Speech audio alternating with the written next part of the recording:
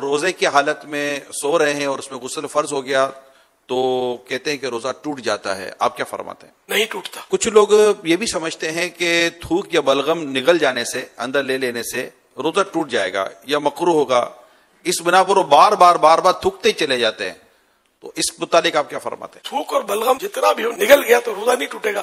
البتہ تبعی کراہت کی صورتیں بھی اس میں ہوتی ہیں، یا یہ کہ زیادہ تھوک منہ میں جمع کر کے نگلا تو یہ بھی ناپسندیدہ ہے. البتہ روزہ نہیں ٹوٹتا اس سے. یہ ارشاد فرمائی کہ یہ کہتے کہ رات میں اگر غسل فرض ہو جائے تو اب روزہ شروع ہونے کے بعد کلی یا ناک میں پانی افطار کے وقت اب ہی رب ڈالیں گے، اس سے پہلے نہیں ڈالیں گے. غسل تو کرنا ہے، چاہے وہ روزہ شروع ہو گیا ہے تو اس میں یہ کہ غرغرہ نہ کرے، مگر یہ کہ ہلکی جڑ تک احتیاط سے پانی تو پہنچانا ہوگا اس کو ہر جگہ پر. اور ناک میں بھی پانی تھوڑی احتیاط سے چڑھانا ہے کہ دماغ میں نہ چڑھ جائے. اگر دماغ میں پانی چڑھ گیا تو روزہ ٹوٹ جاتا ہے، جبکہ روزہ یاد ہو. اور یہ وضو میں بھی احتیاطیں کرنی ہے. کیا الٹی آنے سے روزہ ٹوٹ جاتا ہے، وامٹنگ؟ الٹی خود بخود کتنی ہی آئے، چاہے بالٹی بھر جائے، روزہ نہیں ٹوٹتا. البتہ خود ہی جان بوجھ کر مثلا انگلی وغیرہ منہ میں ڈال کر الٹی کی اور وہ منہ بھر ہو تو روزہ ٹوٹ جاتا ہے، جبکہ روزہ دار ہونا یاد ہو.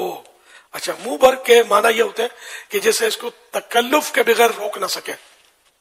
یوں کر کے روکا تو یہ تکلف ہو نا، رک گئی، ورنہ یہ پھاٹک کھلا رہتا تو در کر کے جا رہی تھی. تو اس صورت میں بھی روزہ توڑنے والی ہی یہ قید ہے. کہتے ہیں کہ حالت روزہ میں مسواک نہیں کرنی چاہیے، آپ کیا فرماتے ہیں؟ غلط فہمی ہے. جس طرح روزے کے علاوہ مسواک سنت ہے، اسی طرح روزے میں بھی سنت ہے. کوئی اس میں احتیاط ہے؟ احتیاطیں ہیں اس میں کہ بہتر یہ کہ ایسی مسواک استعمال کی جائے جس کا ٹیسٹ اور ریشے، ٹیسٹ یا ریشے منہ میں نہ رہ جائے. اگر مسواک چبانے سے ریشے چھوٹے یا مزہ محسوس ہو تو ایسی مسواک روزے میں نہیں کرنا چاہیے. اگر روزہ یاد ہوتے ہوئے مسواک چباتے، دانت مانجتے، مسواک کرتے ہوئے اس کا ریشہ یا کوئی جز یعنی حصہ حلق سے نیچے اتر گیا اور اس کا مزہ حلق میں محسوس ہوا تو روزہ فاسد ہو یعنی ٹوٹ جائے گا. اور اگر اتنے سارے ریشے حلق سے نیچے اتر گئے جو ایک چنے کی مقدار کے برابر ہو تو اگرچہ حلق میں ذائقہ محسوس نہ ہو تب بھی روزہ ٹوٹ جائے گا. یہ بھی یہ بات آئی ہے کہ جب تک اذان ہوتی رہے سحری اور کھانا پینا جاری رکھا جا سکتا ہے. روزے سے اذان کا تعلق نہیں ہے. افطار بھی اب جہاں مسجدیں نہیں ہیں، آواز ہی نہیں آتی اذان ہوگی تو کیا کریں گے؟ تو اس لیے وہ ان کا تعلق اذان سے نہیں ہے، اوقات سے، ٹائمنگ سے. تو سحری لوگ کرتے ہیں کہ ادھر کی اذان کی آواز آ رہی ہے، ادھر کی اذان کی آواز ابھی نہیں آئی، تو یہ علم کی کمی کی وجہ سے ایسا کرتے ہیں. ایسا کچھ نہیں ہے.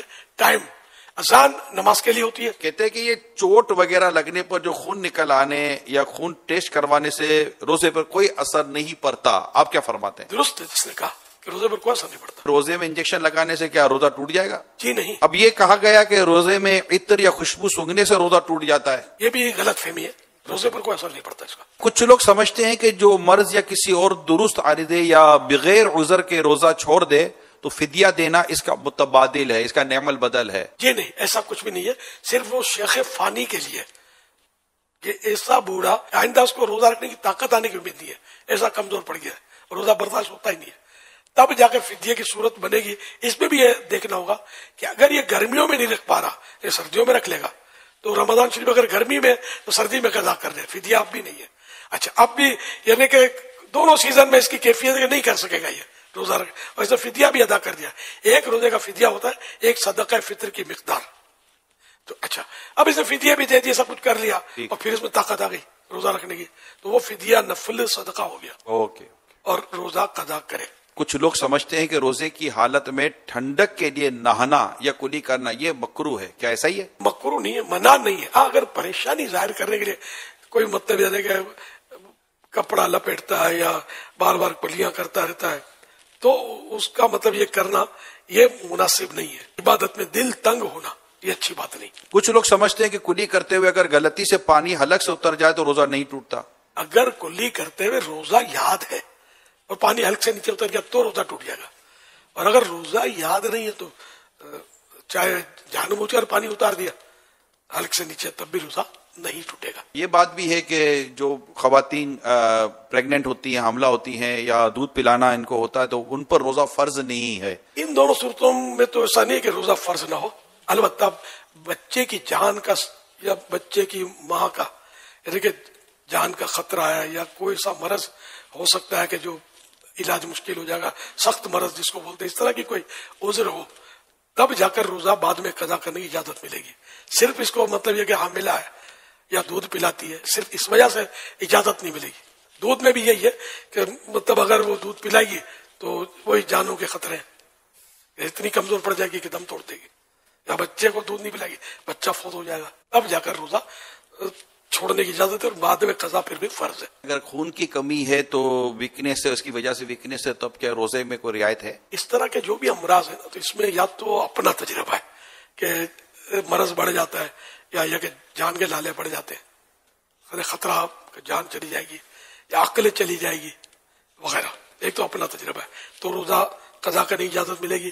یا کوئی خوف خدا والا ڈاکٹر، بعض ڈاکٹر بات میں کہتے ہیں روزہ مت رکھو، لیکن کوئی خوف خدا والا، اللہ اور رسول کی باتوں کو سمجھنے والا، ڈرنے والا، وہ اگر مشورہ دیتا ہے تو پھر اس کے مشورے پر وہ روزہ نہ رکھے اور بعد میں قضا کر لے. وہ یہی کہ اگر جو میں نے صورت بتایا کہ مرض بڑھ جائے گا یا دیر میں اچھا ہوگا یا جان چلی جائے گی یا عقل چلی جائے گی وغیرہ،